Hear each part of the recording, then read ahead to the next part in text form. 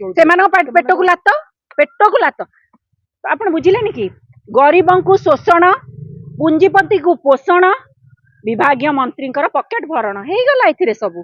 जो माने गैस खुचुरा बिकुले तुम पेट को लात आमे बेपार करूँ आमे अलबत करूँ आमे आसी पार नथिलु सप्ताह को बहुत कष्ट आसीचु जोटी सुजोग पाइबु जेमिति पारिबु लुटिकी खाइबु आउ पुंजीपति को हाथ करूँ कंपनी माने किए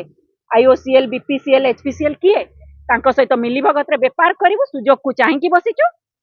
गरीबों को शोषण करूँ पेटरे लात मारू बेपार करूँ विभागीय मंत्री कंपनी माने एजेंट साजी पकेट भरण करेंगे ये तो हूँ कथा लोक सरकार नैरेटिव्स बनई एति तो कथा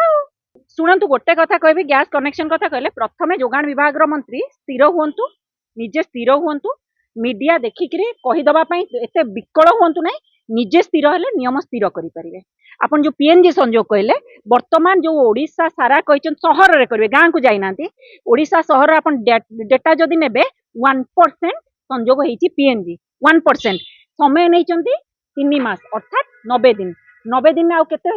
माने करेंगे 99% माने 1% को डायरेक्ट 90 दिन में 99% पड़ेबे जंप करेंगे पुणी सहर सहर माने खाली अपार्टमेंट कर दे कि तुम बाहर नहीं जीवनी सहर मीन बस्ती भी रहिबो तापे कोन प्राधान्य रखुछ आपण देखु नांती पर गैस रो लाइन खोड़ा है कि पड़ी आज जाए पड़ी सेमिति काम हेलानी तुम 1% रु 99% पूरा कर दबो 90 दिन रे एत्ते फंपा भाषण एत्ते मिछ प्रचार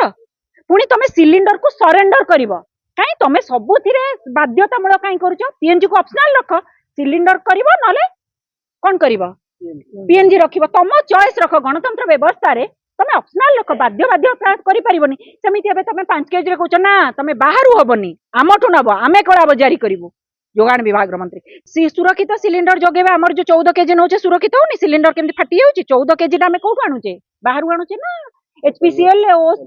ओसीएल से माने दउचंदी आ सेठी काई विस्फोरण होई जाउची से सिलिंडर फाटी जाउची 14 केजी ओहो 14 केजी फाटियो 5 केजी फाटीबोनी काई ना आमे असुविधा बेले व्यापार करछु तो सेटा फाटीबोनी आमे लोक भुआ बुलाई देछु 120